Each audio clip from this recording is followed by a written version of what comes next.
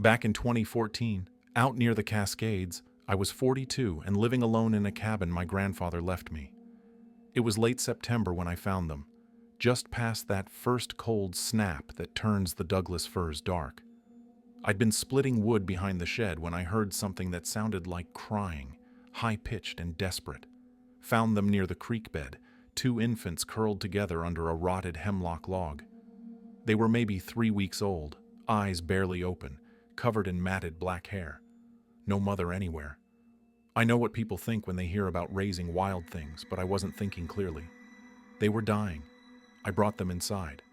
7 years later, I'm in a rental 40 miles south, and I still have the footage locked in a drawer. I thought the worst part would be the video. It wasn't. I never intended to keep them long.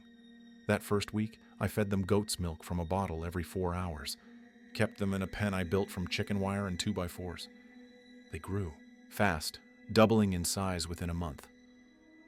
By October, they were walking, clumsy but determined, gripping my fingers with hands that already felt too strong. I named them quietly in my head, though I never said the names out loud. The male was slightly larger, more curious. The female watched everything with dark, intelligent eyes. The cabin sat 3 miles from the nearest gravel road, hemmed in by old-growth forest on 3 sides. No neighbors within shouting distance. I'd moved there after my divorce to work remote as a software contractor, back when isolation felt like freedom. I kept a small chicken coop out back, 6 hens for eggs and 2 goats for milk. Self-sufficiency, I called it. The twins made it all feel like something else. By November, they'd learned to open the cabin door if I forgot to latch it. They'd sit on the porch in the early morning fog, silent and still, watching the tree line. I kept them hidden. That was mistake number 1. I told myself it was temporary, that I'd figure out what to do with them when they got bigger. But they weren't just animals. They understood routines. When I sat down to work at my laptop, they'd settle near the wood stove, not making a sound. When I cooked, they'd watch me measure and stir with an attention that felt uncomfortably human. I started keeping a journal of their behavior, dates and times, what they ate, how they reacted to different sounds. By December, I'd spent over $1,000 on raw meat from a butcher 2 towns over. I told him I was feeding sled dogs. He never asked why I paid cash. Winter came hard that year. Snow piled 3 feet deep by January, and the road to my cabin became impassable except by snowmobile. I didn't mind. The twins thrived in the cold. They'd go outside for hours, rolling in the drifts, making sounds that were somewhere between laughter and howling. I watched them from the window, my coffee going cold in my hand. Daily life settled into a rhythm. I'd wake before dawn, start the fire, and put out food while they were still sleeping. By the time they stirred, the cabin would be warm and breakfast would be waiting. They ate everything: venison, rabbit, salmon, chicken, vegetables I tried to sneak in. The female was picky about texture. The male would eat until he was sick if I let him. I taught them things without meaning to. How to knock on the door instead of scratching. How to stay quiet when I was on work calls. How to hide when I heard a car engine in the distance, which only happened twice that winter. Once it was a lost hunter who I sent back the other way. Once it was a county road crew checking on residents after a storm. I lied through my teeth both times. Said I was fine, alone, didn't need anything. The twins learned to read me. If I was stressed about work, they'd stay in the back room. If I was relaxed, they'd bring me things they'd found, bits of bark or interesting rocks. The female once brought me a dead mouse, laid it carefully at my feet like an offering. I praised her because I didn't know what else to do. By March, they were speaking to each other, not words, but something close. Low vocalizations that carried meaning I couldn't parse. They'd sit facing each other for long stretches, making sounds back and forth. I recorded it on my phone. That's when I first realized that whatever they weren't just some unknown primate species. They were thinking, planning, remembering. My journal entries got longer. I documented everything: height, weight, vocal patterns, social behavior. Part of me knew I was sitting on something extraordinary. something that would change everything if anyone else knew. But I kept telling myself I was protecting them, keeping them safe from the world. Looking back, I think I was the one who needed them. It felt like family. I know how that sounds. Spring brought trouble in small ways. A neighbor I rarely saw, Tom Bridger, stopped by in April on his way back from setting. Trap lines. He leaned against his truck, squinting at my cabin. "Heard some strange sounds coming from your direction last month," he said. "Thought maybe you got dogs." I shrugged, kept my voice casual. "Probably coyotes. They've been bad this year." He nodded slowly, not convinced. "Yeah, maybe. Also found some weird tracks down by the creek. Big. Not bear, not elk. Almost looked like..." He trailed off. "Like what?" "Nothing. Just odd is all." He drove away, but I saw him glance back in his rearview mirror. That conversation stayed with me. I became more careful. No more letting the twins outside during daylight. No more relaxed evenings on the porch. They noticed the change, became restless. The male started pacing at night, a low rumble in his chest. The female would stand at the door, pressing her palm against the wood. I heard the rumors a week later when I drove into town for supplies. 2 men at the hardware store talking about Bigfoot sightings near Mirror Lake. "My cousin swears he saw something moving through the trees," one said. "Said it walked on 2 legs but wasn't human." They laughed, but there was an edge to it. People wanted to believe. I bought extra padlocks for the shed, started keeping the twins inside at night even though they hated it. The male destroyed a chair in protest, ripped it apart with his bare hands. I didn't yell. I just cleaned it up and reinforced the door latch. My journal from that period is full of worry. I knew I couldn't keep this up forever. They were getting too big, too strong, too smart. By May, the male was nearly 6 feet tall. The female was smaller, but faster, more agile. When they moved through the cabin, floorboards creaked. When they breathed, you could hear it across the room. I thought about options: wildlife rehabilitation centers, research facilities, universities. But every scenario ended with them in a cage or worse. So I did nothing. I kept feeding them, kept hiding them, kept lying to anyone who came near. People talk about Bigfoot like it's a joke. But that's not what they are. I never believed the stories. Still don't. Not really. There's something else entirely. That was the last normal spring before everything changed. The livestock problem started in June. I woke one morning to find my chicken coop torn apart, all 6 hens dead and mutilated. The door was ripped clean off its hinges, tossed 20 feet into the woods. Then one of my goats went missing. Found her 3 days later, half-eaten, dragged into a ravine a 1/4 mile from the cabin. The second goat disappeared a week after that. Tom Bridger stopped by when he heard, said he'd lost some chickens too. The sheriff's office sent a deputy around to ask if anyone had seen anything unusual. I told him no, kept my face neutral. He left me his card anyway. I knew it was them. The male had been getting out at night somehow, and I suspected the female went with him. I'd wake to find them both gone, only to have them slip back in before dawn, smelling of blood and forest. When I confronted them in my own clumsy way, pointing and raising my voice, they just stared at me. The male made a sound I'd never heard before, almost like speech, but not quite. It made my skin crawl. June turned to July, and the night sounds got worse. 3 knocks on my cabin wall around midnight, always in the same rhythm. I knew it was them outside, testing boundaries. I'd stopped letting them sleep in the main room. They had the back bedroom now, and I wedged a chair under my own doorknob before bed. Food started disappearing faster than I could explain. My pantry got systematically raided night after night. A 20-pound bag of rice vanished overnight. All my canned goods, dried meat, frozen venison from my freezer, even my emergency supplies. I'd restock, and within days it would all be gone again. I found some of the cans stacked in the woods, lids peeled back with disturbing precision. They were stealing everything, preparing for something, though I didn't know what. I started drinking more. Bourbon in my coffee, whiskey before bed. It didn't help. I'd hear those 3 knocks and lie awake, staring at my ceiling. One night I worked up the courage to go outside and look. Found them sitting on the porch, side by side, watching the darkness. The female turned to look at me, and I swear there was something like pity in her eyes. Or maybe it was warning. I went back inside without saying anything. By August, half the county was talking about Bigfoot. Trail cameras caught shadows. Hikers reported feeling watched. Someone claimed they'd heard wood knocks deep in the forest, the kind researchers say Bigfoot makes to communicate. I knew the truth. It was my twins, growing bolder, ranging farther. I'd created something I couldn't control. The knocking continued every night. 3 precise hits, always around midnight or 3 in the morning. My door frame started showing damage. Deep scratches, near the handle.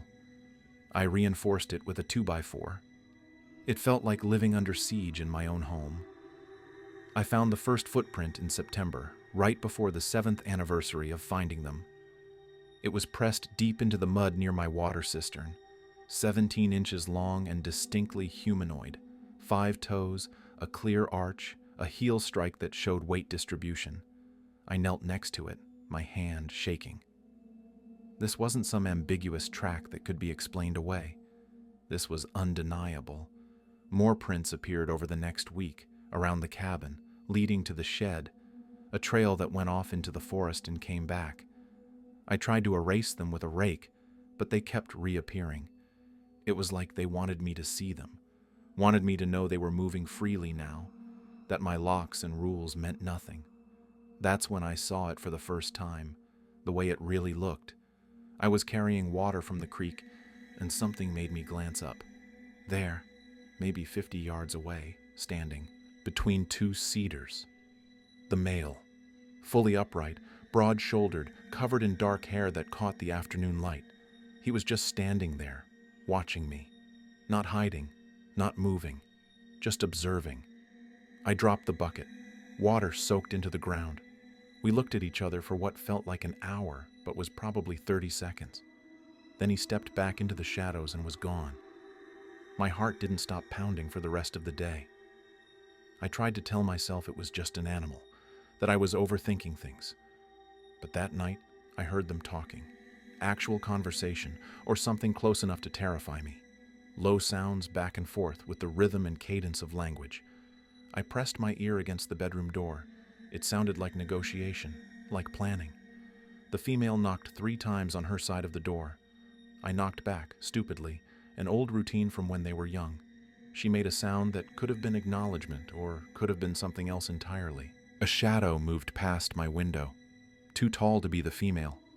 The male was outside again. I grabbed my phone, hands shaking, and pulled up the photo gallery. 7 years of documentation. Videos of them as infants, pictures of them playing, audio files of their vocalizations, proof of what they were, proof of what I'd done. I thought about the word then, really let myself think it. Bigfoot, the thing people spend lifetimes searching for. The myth that every hiker half believes in. I'd raised 2 of them from infancy. I knew their favorite foods, their sleep patterns, their personalities. And they weren't myth. They were real and intelligent, and standing in my yard at midnight making sounds that could shatter careers and rewrite biology textbooks. That's when I made my first mistake. I started making phone calls.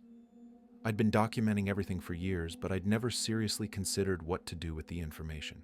Now, watching them grow more independent and dangerous, I started thinking about options.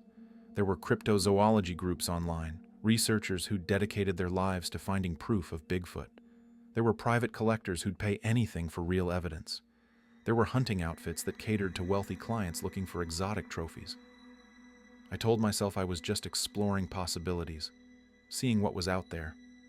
But I knew what I was really doing. I was shopping them around, seeing what they were worth. The first contact came through an encrypted chat room. A man who called himself Hansen said he represented a private buyer interested in legitimate biological specimens of cryptid species. He didn't use the word Bigfoot directly, but we both knew what he meant.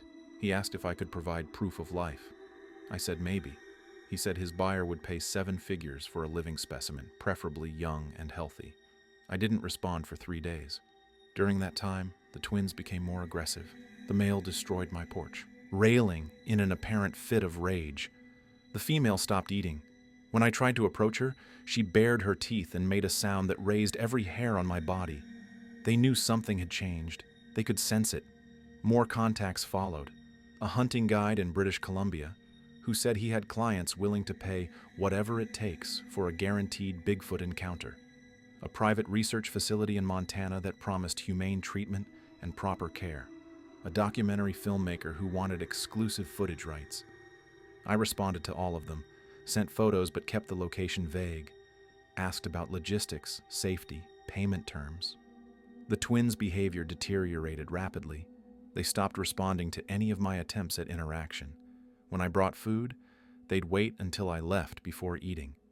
The 3 knocks at night became violent thuds that shook the walls. Something was breaking between us. Some trust I didn't even know I'd built. In late September, I agreed to a meeting with Hansen. We'd meet at a ranger station 40 miles south. He'd bring payment verification. I'd bring proof of what I had. The date was set for October 5th. I marked it on my calendar with a small dot that felt like a betrayal. The twins got out that night, both of them. I woke to find the bedroom door splintered, hanging from one hinge. They were gone.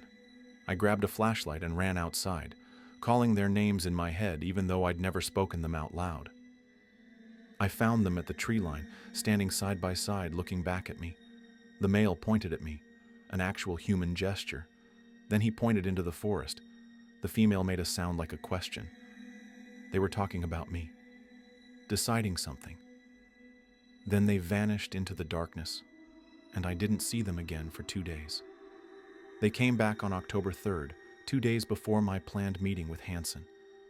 I heard the familiar pattern first, 3 knocks in the dead of night. But these were different, harder, louder, more insistent. When I finally worked up the courage to check, I found the male standing on my porch, the female behind him. They weren't asking permission to enter. They were notifying me. I opened the door because refusing seemed more dangerous. They walked in slowly, deliberately, like they owned the space. And maybe they did. They'd lived here for 7 years. I was the one who'd turned traitor. The male went straight to my desk, where my laptop sat closed. He placed one massive hand on it and looked at me. The intelligence in that look was unmistakable. He knew. Somehow he knew about the emails, the contacts, the arrangements. I'd been careful, always closing my laptop, always using encrypted chats. But they'd been watching, learning, understanding more than I'd given them credit for. The female moved through the cabin systematically like she was cataloging everything. She opened drawers, looked through cabinets, examined my phone sitting on the kitchen counter. She picked it up, with surprising delicacy, turned it over in her hands. I wondered if she understood what it was, what information it held. I tried to speak. I wasn't going to, but the male made a sound that cut me off. It wasn't quite a growl, wasn't quite speech.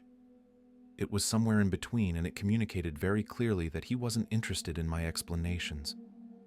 He moved to the bookshelf where I kept my journals, 7 years of documentation. He pulled one out, flipped through it with remarkable care given the size of his hands, put it back, pulled out another. They stayed for an hour, sometimes making sounds to each other, sometimes just looking at my things. I sat in a chair by the window, not moving, barely breathing. When they finally left, they didn't use the door. The male simply walked through it, splintering the frame like it was cardboard. The female followed, pausing once to look back at me. There was no anger in her expression, just a kind of sad understanding. That was October 3rd. On October 4th, I woke to find my cabin trashed. Everything I owned was either destroyed or missing. Furniture overturned, all my remaining food stores gone, every last scrap from pantry, freezer, and cabinets. Propane tanks missing. The walls showed deep gouges where something sharp had been dragged across them. My laptop was shattered. My phone crushed. The journals were gone, all 7 years of them. But they'd left one thing: my calendar with that small dot on October 5th. Next to it, written in what looked like charcoal, was a crude drawing. 2 figures, a $sign, and an X drawn through it all. They knew. They knew everything. They knew about Hansen, about the meeting, about my plans to sell them. They knew what Bigfoot meant to the outside world, what they meant. And they'd decided to act first. The destruction continued over the next 2 weeks. What little I had left, they took or destroyed. My tool shed was demolished. My water cistern cracked and drained. Every window in the cabin showed cracks. They also hit Tom Bridger's property, taking more of his chickens. Then the Harper place 6 miles west. Then a vacation cabin, empty for the season. They broke in through a window, ate everything in the pantry, and left muddy footprints across the white carpet. The sheriff's office called a community meeting. 30 people showed up at the ranger station, all nervous, all talking at once. Someone had found a massive handprint in the mud. Someone else heard vocalizations that didn't match any known wildlife. A woman showed trail cam footage of something tall and dark moving between trees. The sheriff said it was probably a bear. Nobody believed him. I sat in the back, saying nothing. My hands shook so badly I had to sit on them. These were the people I'd lived near for 7 years. Tom, who'd helped me fix my truck. The Harpers, who'd invited me to Christmas dinner. All of them in danger because of what I'd done, because I'd raised Bigfoot twins in secret and then tried to sell them out.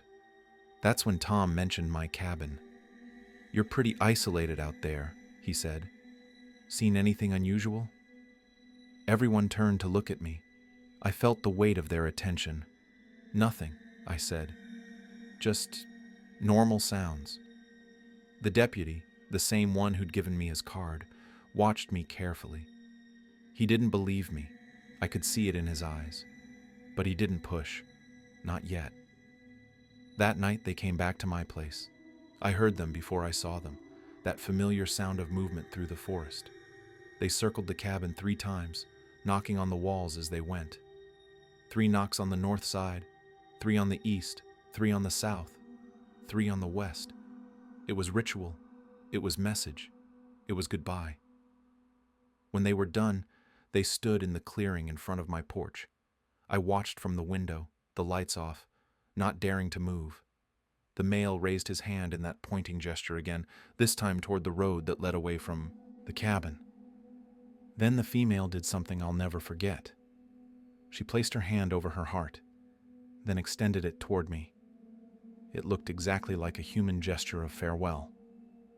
Then they walked into the forest, side by side, and I understood that I'd never see them again as the creatures I'd raised. Whatever they were now, whatever they'd become, they were beyond me, beyond my protection, beyond my control, beyond my betrayal. I called Hansen the next morning and canceled the meeting. He asked why. I said I didn't have what he was looking for anymore. He said his buyer would be disappointed. I hung up and threw my phone in the trash. 2 days later, the fire started. Someone was setting them. Small blazes in clearings, carefully controlled, never spreading beyond their boundaries. The fire department investigated, but found nothing conclusive. No accelerants, no obvious ignition sources. Just burn marks in perfect circles, like something had been conducting ceremonies in the woods. I knew it was them. The twins were making a statement, marking territory, showing that they understood fire, that tool of civilization, and could use it as well as any human. Better, maybe, because they didn't leave evidence. On October 20th, the male returned alone. I saw him from my window, standing at the tree line at dawn. He was carrying something. As I watched, he walked forward and placed it on my porch, then retreated back into the shadows. I waited until he was gone before checking. It was one of my journals.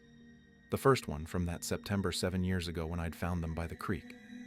He'd brought it back, but not empty. Someone, something, had made marks in it. Not writing exactly, but symbols. Circles and lines and shapes that might have meant something or might have been random. Next to my entry describing the day I found them, there was a crude drawing. 2 small figures and 1 large one, a family portrait of sorts. I sat on my porch holding that journal and cried for the first time in years. They weren't just animals. They weren't even just intelligent creatures. They were people. Different people, but people nonetheless. They had thoughts, feelings, memories. They understood family and betrayal and forgiveness, or at least something close to it. That's when I finally admitted what I'd been avoiding for months.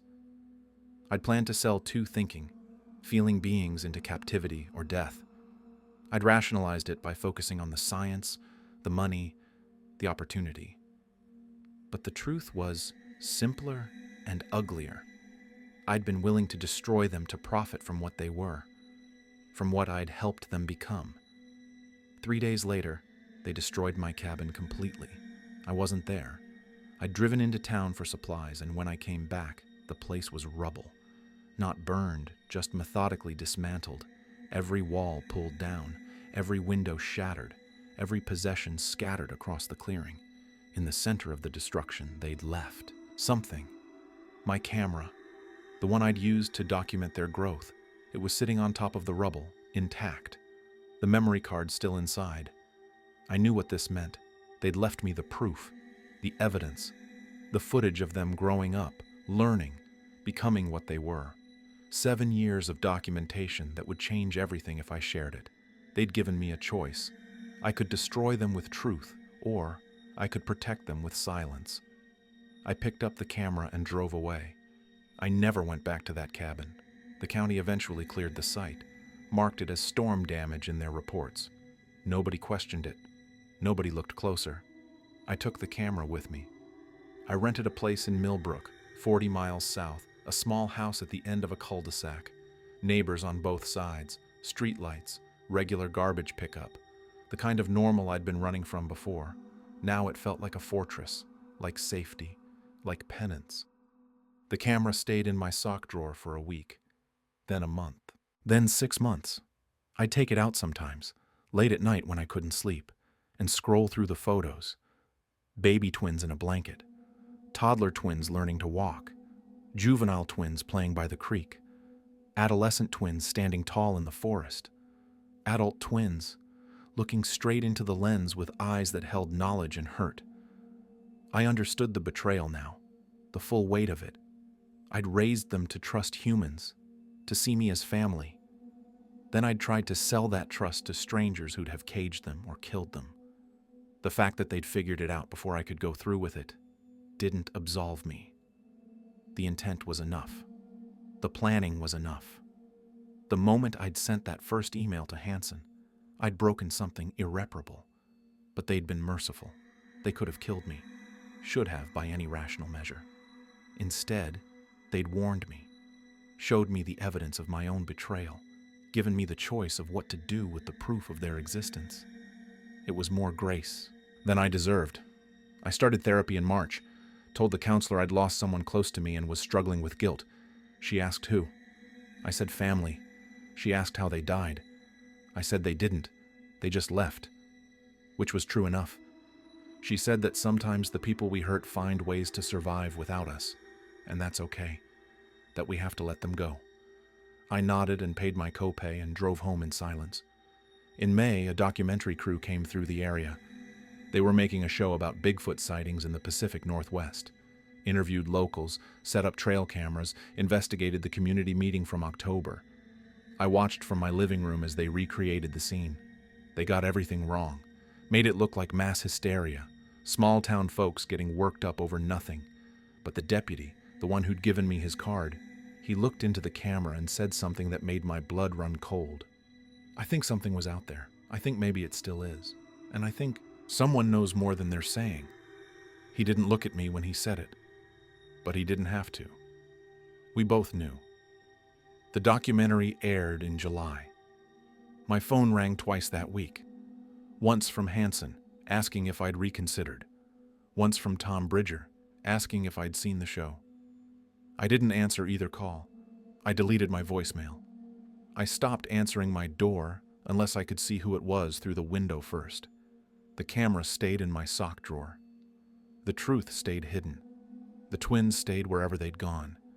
And every night at 3 a.m., I'd wake to the sound of 3 knocks, phantom sounds, memory echoes, guilt made audible.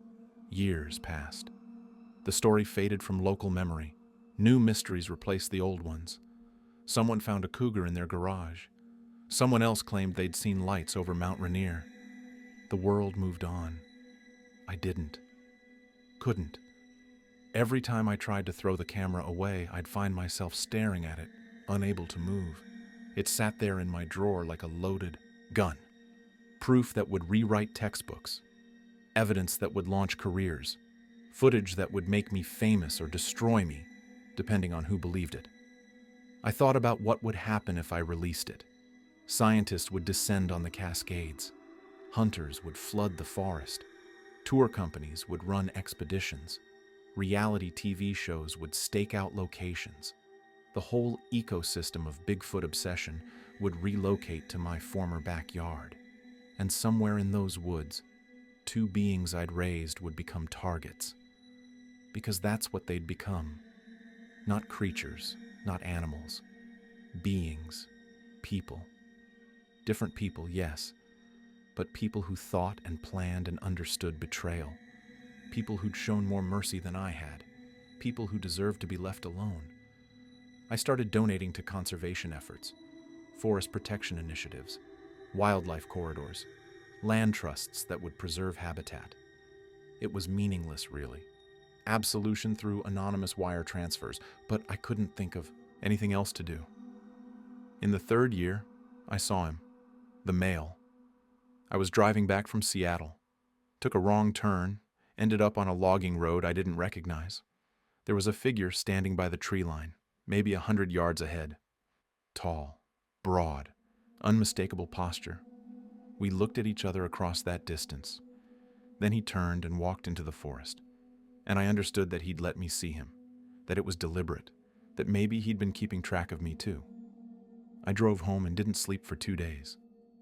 Kept thinking about that moment, about what it meant that he'd shown himself. Was it forgiveness? Surveillance? Warning? I'd probably never know. I wrote this all down once in a journal I bought specifically for that purpose. Dated every entry, described everything I could remember. The day I found them, the years I raised them, the months I betrayed them, the night they left. I wrote it like testimony, like confession, like a record for someone else to find if something happened to me. Then I hid that journal in the same drawer as the camera. 2 pieces of proof, 2 different ways of telling the same story. One shows images without context. The other gives context without images. Together, they'd be devastating. Separate, they're just questions. I thought about sending the journal to a researcher, someone who'd treat it seriously, someone who'd protect the twins even as they confirmed their existence. But every time I tried to address the envelope, I'd remember those eyes, the intelligence in them, the hurt, the mercy, and I'd put it away again. Some secrets protect the innocent. Some secrets protect the guilty. This one did both, and I decided finally that keeping it was the only decent thing I could do. I still wake at 3 a.m. The knocking is always in my head now, but that doesn't make it less real. Sometimes I walk to the window and look out at my suburban street, so different from that cabin in the Cascades.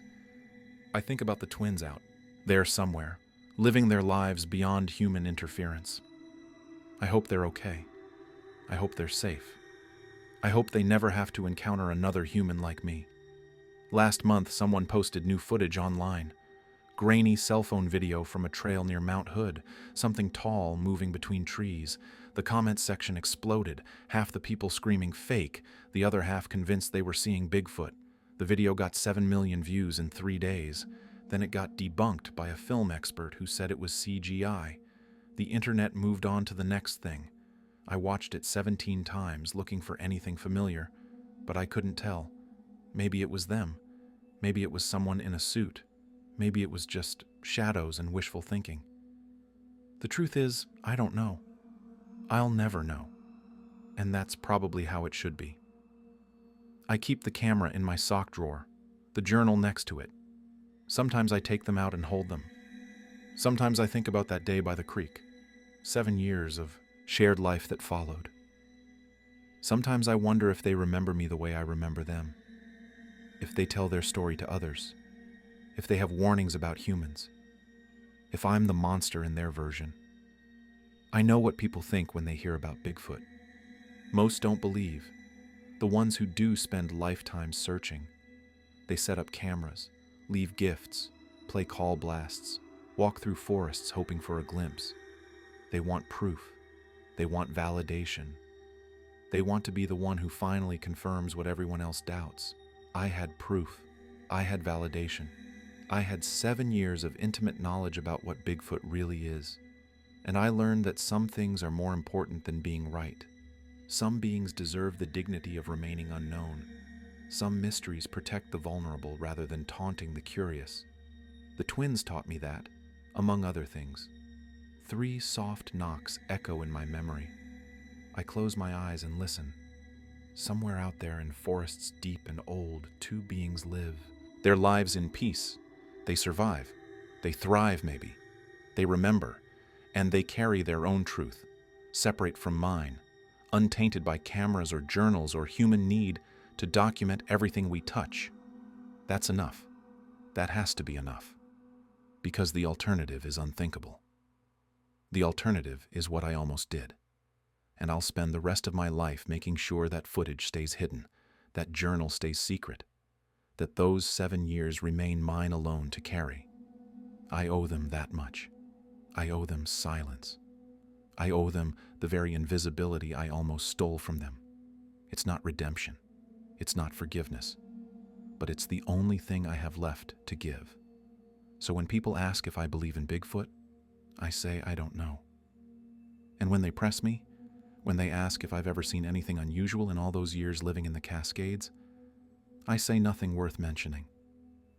Just normal sounds. Just shadows in the forest. Just the ordinary mystery of being alive in wild places. And then I go.